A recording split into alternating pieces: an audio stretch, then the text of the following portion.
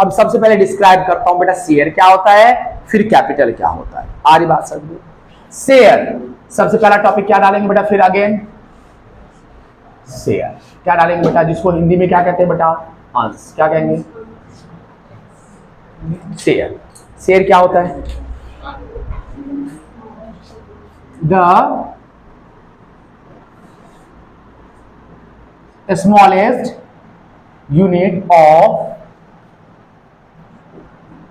Total capital of a company.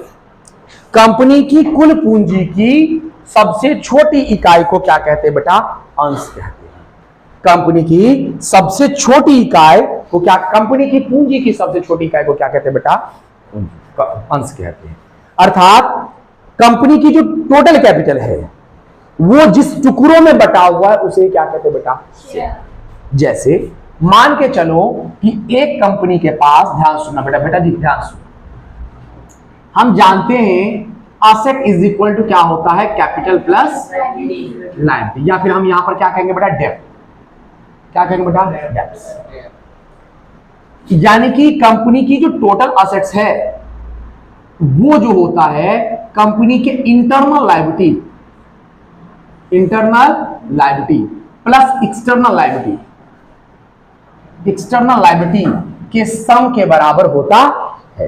Company की total assets क्या होता है बेटा, कंपनी की इंटरनल लायबिलिटी, आंतरिक दायित्व प्लस एक्सटर्नल लायबिलिटी के सम के बराबर होता है। ठीक है, अब ध्यान सुनना बेटा, हमने आपको बताया कि asset is equal to capital plus liability होता है। इसका मतलब हम समझते हैं कैसे होता है। देखो मान के चलो कि ये मेरी बिल्डिंग है, घर है, इसी में मैं बिजनेस चला रहा हूं। क्या चला रहा हूं बेटा, बिजनेस।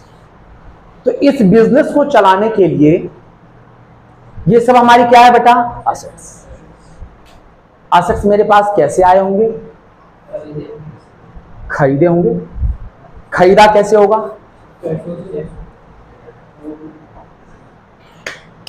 पैसों से। अरे खरीदा होगा या तो खुद का होगा, खुद का पैसा, या फिर हमने क्या ले लिया होगा बेटा, लोन ले लिया होगा। अगर खुद का पैसा है तो उसको इंटरनल लायबिलिटी कहते हैं। क्या कहते हैं बेटा, इंटरनल। हम अभी एक आदमी की बता रहे हैं। अगर हमने बाहरी किसी से लोन लिया है तो उसको क्या कहते हैं, एक्सटर्नल लायबिलिटी कहते हैं। क्या कहते हैं, यानी कि जितनी भी आपके पास असेट्स होगा तो वो दोनों किसके बराबर होगा बेटा, इसके और इसके बराबर होगा। ध्यान सुना बेटा, अब हम बात करते हैं, पहले हम बात करते हैं शेयर क्या होता है, उसके बारे में बात करते हैं। कंपनी की जो टोटल कैपिटल है, टोटल कैपिटल वो कैसे डिसाइड होता है, कैपिटल बराबर आपकी देखा जाएगा कि आपकी कुल संपत्ति कितनी है, उसमें से आपका माइनस कर देगा कि आपने लोन कितना लिया है। तो आपकी क्या पता चल जाएगी बेटा, आपकी खुद की कैपिटल पता चल जाएगी। क्लियर, आपकी कैपिटल कितनी है, आपका पैसा कितना है, ओनर का पैसा कितना है, यह पता करने के लिए टोटल असेट्स में से क्या करेंगे बेटा, बाहरी दायित्व को माइनस कर देंगे, अपने आप पता चल जाएगा कि। अब ध्यान सुनना, जब हम कंपनी एक्ट के तहत रजिस्टर्ड करवाते हैं तो कंपनी हमें बताती है कि हमारी टोटल पूंजी कितनी है। ऐसे में तो कई कंपनी क्या करती है बेटा, सूटकेस कंपनी का नाम सुना है, नहीं सुना है, हम एक बताते हैं। एक मूवी है गॉड से, एक मूवी है गॉड से, साउथ की मूवी है, उसको देखने से आपको पता चलेगा कि आखिर में सूटकेस कंपनी भी एग्जिस्टेंस रखती है। कैसे हम बताते हैं, उस मूवी में है क्या, डिस्क्रिप्शन हम बता रहे हैं शॉर्ट। उसमें भी क्या है कि हीरो बाहर में बहुत बड़ा बिजनेसमैन होता है, उसे वो किसी काम से गांव आता है फंक्शन वंक्शन के लिए। ऐसे ये खबर पता चलता है नेताओं को, नेता उसे क्या ऑफर देती है कि आप वहां पर जो बिजनेस करते हो इससे बढ़िया आप यहीं पर करो, यही के लोगों को क्या मिलेगा बेटा, रोजगार मिलेगा। उसने क्या किया, बात एग्री हो गई, वो सारे जितने डॉक्यूमेंट से उसमें सिग्नेचर करता गया और पैसे पे पैसे देता गया। एक बार क्या हुआ, उसके दोस्त जो बेरोजगार बैठे थे उसको कहा कि फलाने कंपनी में जाओ, तुम हमारा नाम लेना, तुम्हें जॉब मिल जाएगी। फिर हुआ क्या, जब वो गया तो वहां पर खुला मैदान था, बस एक टीन का डब्बे पे बोर्ड लिखा हुआ था, मुझे पता नहीं क्या लिखा हुआ था, शायद कंपनी का नाम लिखा होगा, ऐसा मैं मानता हूं क्योंकि साउथ में लिखा हुआ था, लिखा होगा ऐसा, कंपनी का नाम जानते हो, कंपनी लिमिटेड कंपनी ऐसे कुछ देखा, सीओ देखा था लिखा हुआ, ठीक है, ऐसा कुछ था। जब उसे पता चला तब पता लगा कि वो एक सूटकेस कंपनी थी, तो पैसे लेकर सीधे क्या हो गए बेटा, फरार हो गई। ऐसे कंपनी जिसका खुद का रियल एग्जिस्टेंस नहीं होता है, वो पैसे लेती है, फरार हो जाती है, ऐसी कंपनी को क्या कहते हैं बेटा, सूटकेस कंपनी कहते हैं। तो सूटकेस कंपनी बनी कैसे? तो सूटकेस कंपनी इसलिए बनी क्योंकि उसको जो है वास्तव में उसका मुआयना करने वाला भी कौन था बेटा, भाई कंपनी एक्ट का ही होता है, आदमी होता है, और वो किसके अंदर काम करते हैं, नेताओं के अंदर काम करते हैं। वो सारा का सारा बिल पास करते हुए उसने सारा पैसा ले लिया और वो फरार हो गया। बहुत बढ़िया मूवी है बेटा, कभी फुर्सत मिले पढ़ने लिखने के बाद तो देखना हो तो ऐसे मूवी, ठीक है। तो वास्तव में क्या होता है कि कंपनी क्या करती है, कंपनी एक्ट वाले आते हैं और आपकी पूरी की पूरी असेट्स और लायबिलिटी देखने के बाद बताते हैं कि आपकी कैपिटल कितनी होनी चाहिए। आ रही बात समझ में? मान के चलो उसने बताया कि आपकी कैपिटल कितनी होनी चाहिए बेटा, 50 लाख। कितनी होनी चाहिए? 50 लाख। क्या अगर मैं इसको 50 लाख है ना, 50 लाख का लोन लेने के लिए जाऊं तो मुझे मिल जाएगा आसानी से? नहीं मिलेगा, आसानी से नहीं मिलेगा। तो क्या करते हैं बेटा, 50 लाख तो रुपए नहीं मिल सकता, एक आदमी तो नहीं दे सकता, एक कंपनी देने में मुश्किल करेगा। मैं क्या करूंगा बेटा, इसको 100 रुपए वाले टुकड़े में बांट दूंगा। अगर मैं आपसे भी अगर 100 रुपए मांगू तो आप आराम से दे सकते हो, क्यों दे सकते हो? अगर आपको शेयर की बात है, कंपनी की बात है कि 100 रुपए मिल रहा है तो नालायक अवश्य दे सकते हो। तो 50,000, अब बताओ 150 करोड़ की जनसंख्या है, क्या 50,000 लोग ऐसे नहीं है कि जो 100 रुपए दे सकते हैं? कई लोग ऐसे भी हैं जो 10,000 भी दे सकते हैं, 1,000 रुपए भी दे सकते हैं, है कि नहीं? तो आराम से कैपिटल, जनता से कैपिटल एकत्रित करने के लिए क्या किया जाता है बेटा, उन पूरे कुल पूंजी को जिस छोटी इकाइयों में बांटा जाता है उसको क्या कहते हैं बेटा, शेयर कहते हैं। क्या कहते हैं? शेयर। Is it clear? आओ हम बात करते हैं कि कैपिटल शेयर जो होता है वो कितने टाइप्स के होते हैं। शेयर्स कितने टाइप के होते हैं? शेयर जो होते हैं वो कितने टाइप के होते हैं बेटा? कौन कौन सा? इक्विटी शेयर बोलते रहो बेटा, और प्रेफरेंस शेयर।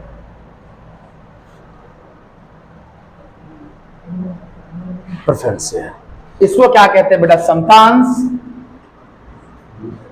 और इसको क्या कहते हैं बेटा, पूर्वाधिकार या अधिमान अंश।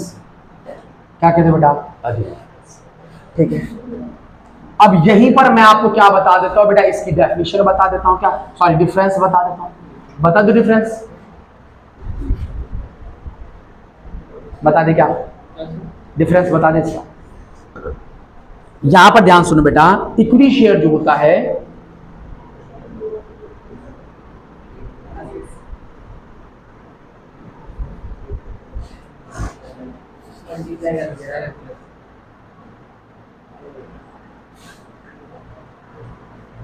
हाँ, serial number, basis, equity share और प्रेफरेंस शेयर। सबसे पहले लिख लो बेटा, फर्स्ट ओनर से। ओनर क्या लिखेंगे यहां पर? ऐसे लिख दो बेटा, ऐसे मैं बताता हूं। Equity share are the owner of company.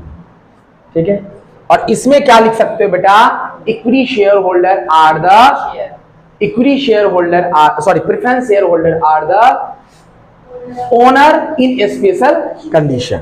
लेकिन मैं क्या करता हूं बेटा, इसको थोड़ा सा चेंज कर देता हूं।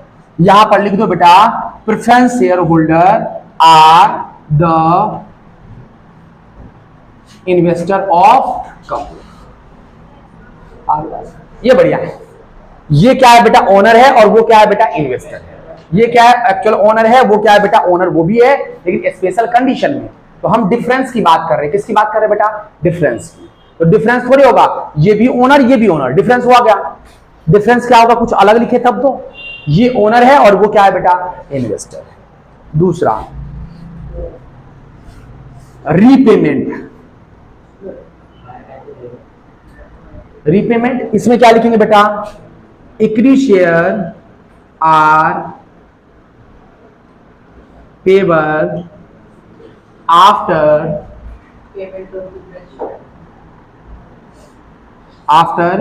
प्रेफरेंस शेयर, ठीक है बेटा, आफ्टर प्रेफरेंस। या फिर हम ये कह सकते हैं equity share holder are payable at the time of winding up of company, यानी कि इसको रिपेमेंट कब मिलता है बेटा, कंपनी के वाइंड अप के टाइम, ठीक है बेटा। और यहां पर क्या लिखूंगा, equity share holder are preference share लिख दे, preference share are payable after fixed period of time.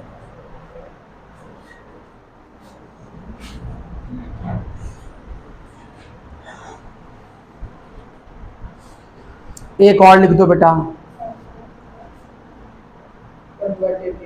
Dividend, क्या लिख दो बेटा, dividend. Equity share holder gate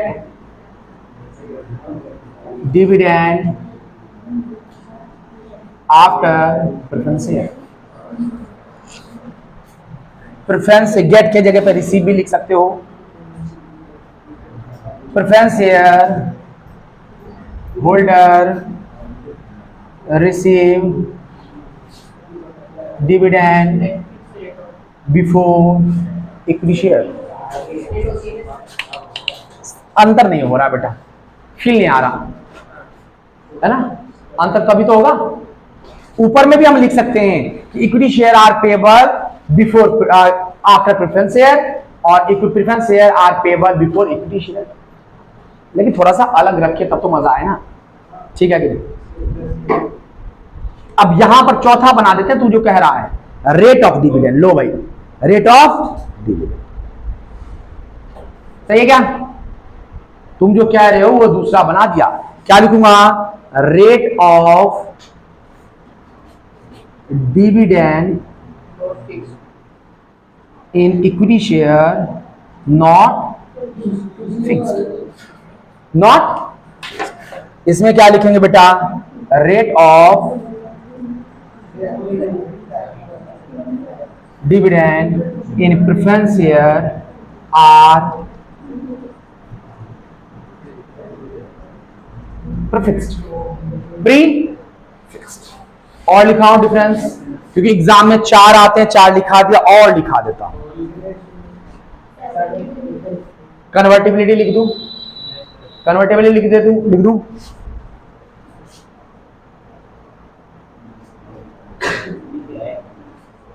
convertible लिख देता हूं। हाँ, equity share are payable at the time of winding up of company, WIND। हाँ,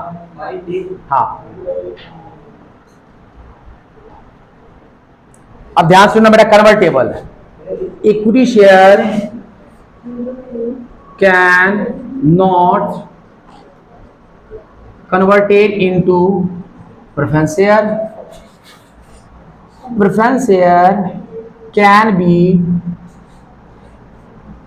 converted into equity share. ठीक है, और लिखा हूं, काफी है, ठीक है। अब इसी में आपको लाइन बढ़ाना है, तो मैंने शॉर्ट में लिखा इक्विटी शेयर। आप क्या लिखोगे बेटा, इक्विटी शेयर, पूरा ना पूरा, जल्दी लिखो। अब हम आगे पढ़ते हैं बेटा, किसके बारे में, टाइप्स ऑफ प्रेफरेंस शेयर के बारे में। किसके बारे में, types of preference share. Company भी नहीं पढ़ाया, टाइप्स ऑफ कंपनी भी नहीं पढ़ाया, वो भी पढ़ेंगे अपन, ठीक है। पहले आज पढ़ लेते हैं क्या बेटा, टाइप्स ऑफ प्रेफरेंस शेयर। क्या बेटा, टाइप्स ऑफ, यानी कि पूर्वाधिकार अंश के प्रकार, पूर्वाधिकार अंश के प्रकार, क्लियर।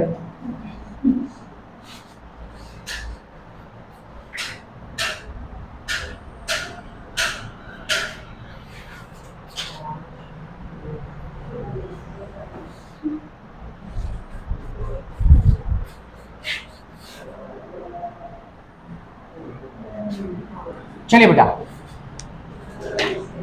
अब ध्यान से देखिएगा। टाइप्स ऑफ प्रेफरेंस शेयर में सबसे पहले मैं बता दूं, पहला कन्वर्टेबल प्रेफरेंस शेयर और नॉन कन्वर्टेबल प्रेफरेंस शेयर। ठीक है, इसको कहते हैं परिवर्तनीय पूर्वाधिकार अंश और गैर परिवर्तनीय पूर्वाधिकार अंश।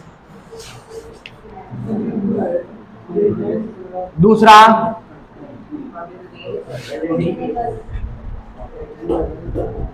रिडीमेबल प्रेफरेंस शेयर और non preference share, non redeemable preference share. ठीक है, तीसरा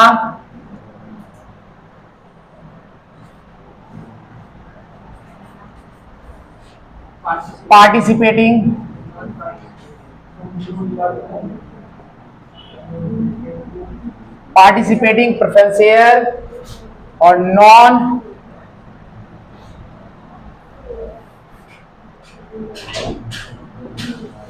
पार्टिसिपेटिंग प्रेफरेंस शेयर।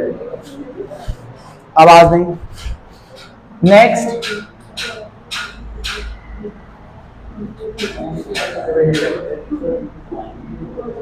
कम्युलेटिव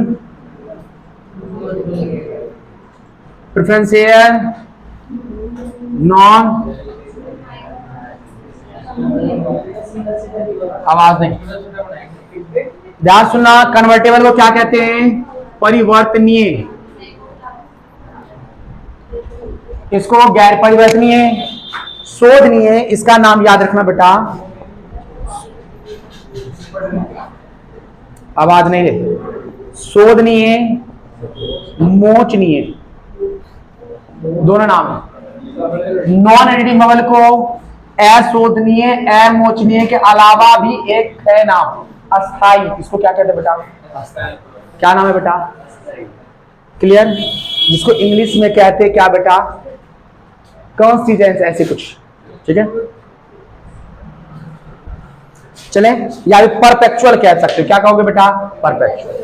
आया था बेटा पिछली बार हाफ ईयरली में आया था, आप लोग के आरबीसी में हाफ ईयरली में आया था, जहां पर लिखा था perpetual preference share, explain perpetual preference share, define perpetual preference share. बच्चे कंफ्यूज आ गए? हाँ, कंफ्यूज आ गए। आइए बेटा, आज अपन क्लास में लास्ट में क्या करेंगे, इसके करने के बाद एक अच्छा सा टॉपिक करेंगे, उसके बाद जाएंगे बेटा अपन। ठीक है, आओ इधर। कन्वर्टेबल प्रेफरेंस शेयर जो है, कन्वर्टेबल प्रेफरेंस शेयर क्या होता है? Those preference share which are convertible into equity share. अरे चुप हो जा भाई, मैं क्या कर रहा हूं? तो फिर मेरे से पूछोगे ना।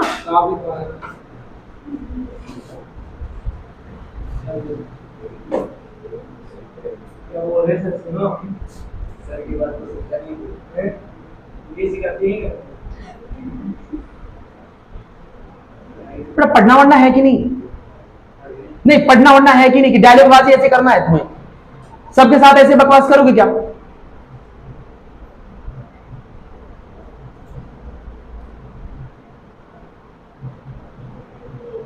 पढ़ा रहा हूं, डिस्कस कर, देखे जा रहा हूं, आपस में डिस्कस कर।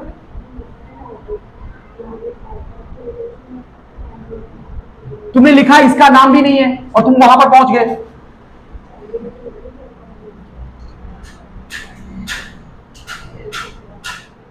Those preference shares which are convertible into equity, convertible, CONVERTABLE, convertible preference, TS लिख देना, preference से समझ जाओगे। Clear?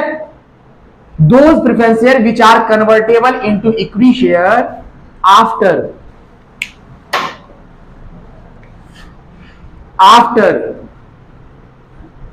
fixed period of, period short में पीरियड कहते हैं, PRD को पीरियड ऑफ टाइम, यानी कि एक ऐसा प्रेफरेंस है जिसको एक निश्चित समय के बाद इक्विटी शेयर में हम कन्वर्ट कर सकते हैं। ऐसे प्रेफरेंस शेयर को क्या कहते हैं बेटा? कन्वर्टेबल प्रेफरेंस शेयर कहते हैं। आप लोग एक बार में एक ही लिखोगे, सुने इधर, पहले लिखोगे कन्वर्टेबल एक साइड, दूसरे में लिखोगे नॉन कन्वर्टेबल, फिर नीचे लिखोगे रिडीमेबल, फिर रिडीमेबल। ऐसे में तुम्हारी फेयर कॉपी भी क्लियर रहेगी। हमें क्या बेटा, हमारी तरफ है, एक लाइन से भी लिख सकते हो। हाँ, अब इसमें ध्यान से देखो, बस आपको क्या लगाना है, those preference share which are not convertible. क्या लगाना है बेटा, नॉट। इसमें सिर्फ और सिर्फ क्या वर्ड लगाना है आपको, नॉट। क्या वर्ड लगाना है। अब आप कर ले, यहां तक पहले समझ लो, उसके बाद एक्सप्लेन कर देना बेटा। बैठे बैठे भी रुक जाओ, कोई लिखो मत, इधर देख लो, पहले देख लो। फिर है रिडीमेबल, मोहित, रिडीमेबल प्रेफरेंस शेयर। ऐसे प्रेफरेंस शेयर, रिडीमेबल का मतलब होता है जिसका रीपेमेंट, रिडीमेबल से मतलब है रीपेमेंट, कन्वर्टेबल से मतलब है कन्वर्ट करना। क्या हम इक्विटी शेयर में कन्वर्ट कर सकते हैं? ऐसे शेयर, प्रेफरेंस शेयर जिसे हम इक्विटी शेयर में कन्वर्ट कर सकते हैं एक फिक्स टाइम के बाद, उसे क्या कहते हैं बेटा, कन्वर्टेबल इक्विटी शेयर। लेकिन जिसे हम नहीं कर सकते किसमें कन्वर्ट, इक्विटी शेयर में, उसे क्या कहते हैं, non convertible. Next, redeemable preference share, ऐसे प्रेफरेंस शेयर जिसे हम एक फिक्स टाइम पीरियड के बाद हम क्या कर देते हैं बेटा, रीपेमेंट करना कंपलसरी होता है। क्या लिखूंगा, those preference share which are compulsory to be paid after fixed period, PRD, period of time. ऐसे प्रेफरेंस शेयर जिसे हम फिक्स पीरियड के बाद हम क्या कर देते हैं बेटा, उसका रीपेमेंट करना जरूरी होता है, इसे क्या कहते हैं बेटा, रिडीमेबल प्रेफरेंस शेयर कहते हैं। इसमें बस क्या वर्ड लगाना है बेटा, आपको क्या वर्ड लगाना है, क्या लगाना है। अब देख लो, फिर बीच में बोलोगे सर ये क्या है। सुन लो, पहले एक बार सुन लो। फिर नेक्स्ट है बेटा पार्टिसिपेटिंग, इसको हिंदी में कहते हैं बेटा भागीदारी।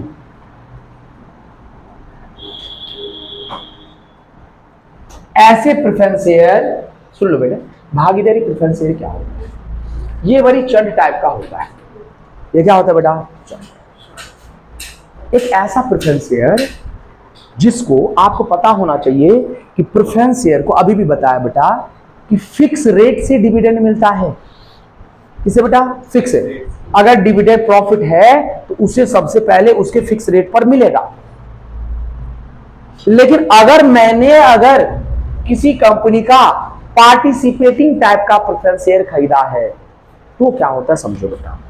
मान के चलो एक कंपनी में 10 लाख का प्रॉफिट हुआ है। कितने का प्रॉफिट हुआ है? हमारे पास 10,000 शेयर है। एक शेयर कितने का, 100 रुपए का। इसका नाम क्या है बेटा, 10% प्रेफरेंस शेयर। क्या नाम है? इसका मतलब हमने जितने भी शेयर खरीदे होंगे, शेयर की वैल्यू का 10% हमें क्या मिलेगा बेटा, डिविडेंड। इसको इससे मल्टीप्लाई करूंगा तो कितना होगा बेटा, 10 लाख। कितना होगा बेटा, 10 लाख ही होगा। उसका 10% कितना होता है बेटा, 1 लाख। तो इसका मतलब मुझे कितना मिलना चाहिए हर साल, 1 लाख रुपए का डिविडेंड मिलेगा। यानी कि अगर ये खरीदूं, ये खरीदूं, ये खरीदूं, ये खरीदूं, चाहे ये खरीदूं, ये खरीदूं, ये खरीदूं, मुझे 1 लाख रुपए का तो डिविडेंड मिलेगा, अगर डिविडेंड प्रॉफिट है तो। लेकिन अगर मैंने पार्टिसिपेटिंग खरीदा है तो बताओ 1 लाख मुझे डिविडेंड मिलेगा? बचा हुआ जो 9 लाख है वो किसको मिलेगा, इक्विटी शेयर होल्डर। किसको मिलेगा? सभी टाइप की। लेकिन अगर मैंने पार्टिसिपेटिंग टाइप का खरीद रखा है तो 1 लाख तो मिला ही मिला, साथ साथ में जो ये 9 लाख है बेटा, 9 लाख में भी मुझे कुछ ना कुछ हिस्सा मिलेगा। 9 लाख में भी मुझे कुछ ना कुछ हिस्सा मिलेगा। अगर मान के चलो हमारे पास कितने प्रेफरेंस शेयर कितने थे बेटा, 10,000, और मान के चलो 20,000 क्या है बेटा, इक्विटी शेयर होल्डर।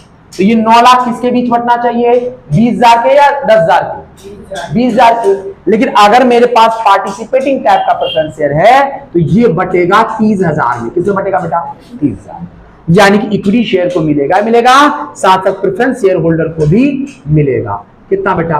10। यानी पर शेयर कितने रुपए मिलेंगे बेटा? 10। तो बताओ टोटल प्रेफरेंस शेयर को कितना मिला? 1 लाख का ये 10,000 कितना है बेटा? शेयर है। अलग से फिर से 10 रुपए मिल गए, कितना हो गया बेटा? 1 लाख और मिल गया। इसका मतलब आ रही बात से 10 रुपए क्या है? नहीं 30। कितना बेटा? 30 को 10,000 से मल्टीप्लाई करूंगा, कितना होगा बेटा? 3 लाख। टोटल मुझे कितना मिल रहा है बेटा? 4। टोटल कितना मिल रहा है? ये होता है पार्टिसिपेटिंग। अभी जो मैंने एक्सप्लेन किया है बताओ उसको कैसे हम लिखेंगे? देखो, those preference share which are participate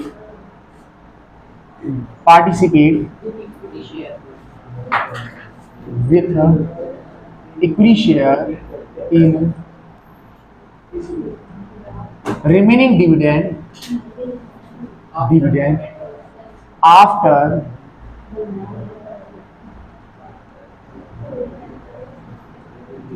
received their share of dividend। यानी देयर शेयर का मतलब क्या होगा बेटा? प्रेफरेंस। प्रेफरेंस शेयर के डिविडेंड रिसीव होने के बाद जो भी कुछ बच जाएगा उस पर भी क्या मिलेगा बेटा? उसे डिविडेंड। ठीक है, ऐसे प्रेफरेंस शेयर को क्या कहते हैं बेटा? पार्टिसिपेटिंग टाइप का कहते हैं। ये यहां पर क्या लिखना विचार? Not participate. क्या लिखना है बेटा? नॉट। क्लियर? नेक्स्ट कम्युनिटी में बता देता हूं। कम्युनिटी में क्या होता है, ध्यान सुनो बेटा। जैसे कि मैंने क्या कहा यहां पर, अगर हमारी कंपनी के पास कितने प्रेफरेंस शेयर है? ये कितने का है? इसका नाम क्या है? तो टोटल कितना हो गया बेटा आपके पास? 10 लाख। 10 लाख का 10% कितना होता है? 1 लाख। कितना होता है बेटा? 1 लाख। यानी कि हर साल डिविडेंड कितना देना है प्रेफरेंस शेयर होल्डर को? 1 लाख। लेकिन प्रॉफिट कितना हुआ है बेटा इस साल? 80,000। कितना हुआ है? 80,000। तो 1 लाख में से केवल 80,000 दिया जाएगा। किसको? कम्युनिटी वाले को। बचा जो 20,000 है वो अगले साल जमा हो जाएगा, अगले साल दिया जाएगा। अगले साल मान के चलो ये 1 लाख है, 1 लाख प्लस 20,000, टोटल कितने होंगे बेटा? इसको देना है 1,20,000। मान के चलो उसको कितना बेटा? 60,000 का ही अगले साल प्रॉफिट हुआ। 1,20,000 में से 60,000 पेमेंट कर देंगे, बचेगा कितना? 60,000। ये कब ट्रांसफर हो जाएगा बेटा? नेक्स्ट साल ट्रांसफर हो जाएगा। मान के चलो अगले साल 5 लाख हुआ, तो 5 लाख में से 1 लाख तो उस साल का प्लस 60,000 बेटा कितना होगा? 1,60,000। 1,60,000 माइनस कर देंगे तो आपके पास बचा हुआ ही इक्विटी शेयर के पास जाएगा। यानी कि टोटल 1,60,000 पेमेंट करेंगे पूरा का, जब तक पेमेंट करते रहेंगे जब तक पूरा का पूरा पेमेंट ना हो जाए। सारी बात समझ complete. If any preference share holder do not receive their share of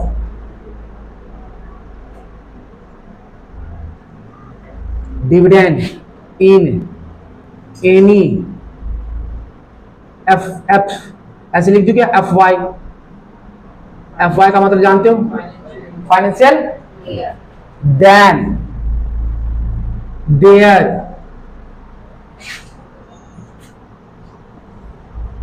remaining share of dividend will be cumulated to the next।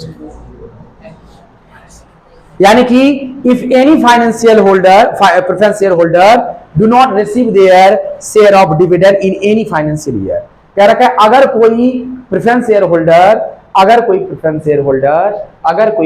Holder किसी साल किसी फाइनेंशियल ईयर में डिविडेंड अगर उसको नहीं मिलता है तो उसका जो शेयर है, रिमेनिंग शेयर है, बचा हुआ शेयर जो है, वो अगले साल क्या हो जाता है बेटा, स्टोर हो जाता है, कम्युलेट हो जाता है। क्लियर? क्लियर क्या है? और इसमें क्या लिखेंगे बेटा, नॉट कम्युलेट। क्या बेटा? क्लियर? जैसे पार्टिसिपेटिंग वाला है, यानी कि हम तो केवल सिर्फ ये कह रहे हैं कि ये किसका कम्युलेट होगा, अगर उसने कम्युलेटिव प्रेफरेंस शेयर खरीद रखा हो तो। हाँ, तुम क्या पूछे? जैसे पार्टिसिपेट वाला है, ठीक है, इसको 4 लाख दे देते हैं। 4 लाख कहाँ देने थे? दिए थे। हाँ। ठीक है, मतलब देने हैं इसको 4 लाख। नहीं बेटा, ये इसी को देने हैं, हाँ, इसी को देंगे। इसी को देने, उसका और इसका लिंक मत करो। मतलब उसका प्रॉफिट भी 4 लाख का नहीं है, मतलब 3 लाख का ही है। इस प्रॉफिट 3 लाख बेटा रिमेनिंग को बांटा है मैंने, इसका तो 1 लाख मिल गया। उसके बाद अगर जी 2 रुपए होगा ना, 2 रुपए भी कितने टुकड़ों में बटेंगे? 30,000 टुकड़ों में बटेंगे। आ रही बात समझ? ये मत देखो कि 4 लाख देने, 4 लाख देने कहां से हैं? 3 लाख तो तब आया जब 9 लाख को हमने डिवाइड किया है। हाँ, रिमेनिंग अगर 30,000 ही है तो 1-1 रुपए बटेगा, 60,000 है तो 2-2 रुपए बटेगा, नहीं है तो नहीं बटेगा। आ रही बात समझ? कम्युलेटिव में क्या है कि अगर है किसी साल हमने देखा कि 1 लाख इसको देने, हर साल कितने देने बेटा? 1 लाख, क्योंकि पूरी फिक्स रेट होता है, 1 लाख रुपए देने हैं। 1 लाख रुपए देने, अगर किसी साल नहीं दे पाए वो अगली साल देंगे, उस साल भी नहीं देने पाए, दोनों जोड़ के अगली साल देंगे। ये होता है कम्युलेटिव का फायदा। ये इस टाइप का कौन खरीदना चाहता पता है बेटा? कौन? जो शुरुआत में कंपनी होती है ना, नई कंपनी होती है, उसमें क्या करते हैं बेटा, अगर कोई प्रेफरेंस शेयर में इन्वेस्ट करना चाहता है तो वो कौन सा वाला खरीदेगा? ये वाला। क्योंकि अगर किसी साल प्रॉफिट नहीं भी मिल रहा है तो कब मिलेगा? नहीं मिला तो स्टोर होता रहेगा। ये कौन सी कंपनी खरीद, मतलब कौन से इन्वेस्टर यूज करते हैं? जो रिस्क नहीं लेना चाहते, तो नहीं चाहते, और जो रिस्क लेना चाहते हैं, सबके बारे में एक बार समझो बेटा। ये कौन से शेयर खरीदना चाहते हैं? ये कौन से कन्वर्टेबल टाइप का कौन से खरीदते हैं? कौन? जो बिल्कुल ही नहीं चाहते, रिस्क ना, मतलब चाहते ही नहीं रिस्क हो, वो कौन सा खरीदेंगे बेटा? कन्वर्टेबल। क्यों बेटा, ऐसा क्यों? मान के चलो ये ऐसे प्रेफरेंस शेयर होते हैं जो ये सोचते हैं कि यार मुझे डिविडेंड में फिक्स रेट में मिले, 5 साल 7 साल तक चलेगा, 5-7 साल तक ले लेते हैं, और 5-7 साल में अच्छा रहा तो ठीक है तो इक्विटी शेयर में कन्वर्ट करवा लेंगे, अगर बढ़िया चला तो किसमें कन्वर्ट करवा लेंगे बेटा? इक्विटी शेयर में। आज बस जैसे कि मान के चलो 1 लाख का पहले होता था प्रॉफिट, 2-2 लाख का, 2 लाख इस साल हुआ, 3 लाख इस साल का हुआ, इसको कितना मिलेगा? 1-1 लाख तो मिलेगा। मान के चलो कि 5 साल के बाद 5 करोड़ का प्रॉफिट हो गया, तब तो इसको नुकसान है कि नहीं? ये क्या प्रेफर करेगा कि हमारे शेयर किसमें कन्वर्ट हो जाए? इक्विटी शेयर में, क्योंकि उसको प्रॉफिट कितना, डिविडेंड कितना मिला था? 1 लाख। वो क्या चाहेगा कि इक्विटी शेयर हो तो भाई 1 करोड़ बोला था, 5 करोड़, 5 करोड़ में से 1 लाख हटा दो, कितना बच गए? 4 करोड़ 99 लाख। 4 करोड़ 99 लाख में उसका हिस्सा होगा, बताओ होगा कि नहीं? फायदेमंद है कि नहीं? नेक्स्ट है रिडीमेबल। जो मतलब रिडीमेबल ऐसा होता है, रिस्क तो लेता है, लेकिन उसको वो ये चाहता है कि जैसे कि इन्वेस्ट करते हैं ना बेटा, नॉर्मल SIP वगैरह करवाते हैं, वो ये टाइप का खरीदना चाहता है कि भाई पैसे दिया, लाइफ इंश्योरेंस करवा रखा है ना, वो समझो कि ये टाइप का है कि पैसा दे दिया, फिक्स टाइम के बाद पैसे वापस दे दो। इसको ज्यादा चोचलों में नहीं पड़ना। क्या करना है बेटा, SIP वगैरह 4-5 साल के लिए करवाते हैं ना, पैसे दे दिया, अब 5 साल के बाद वापस दे दो, भाई डिविडेंड मिला तो ठीक है, नहीं मिला तो कोई बात नहीं। पार्टिसिपेटिंग बतवा दिया, ये सारा बताया। क्लियर? पार्टिसिपेटिंग बड़ा चंट टाइप का होता है, पार्टिसिपेटिंग बड़ा चंट अपना हिस्सा तो ले ही लेता है, साथ साथ में दूसरों का हिस्सा भी, उसमें भी हिस्सा ले लेता है। हार्ड बात समझो। क्लियर? सिक्योर सारे होते हैं।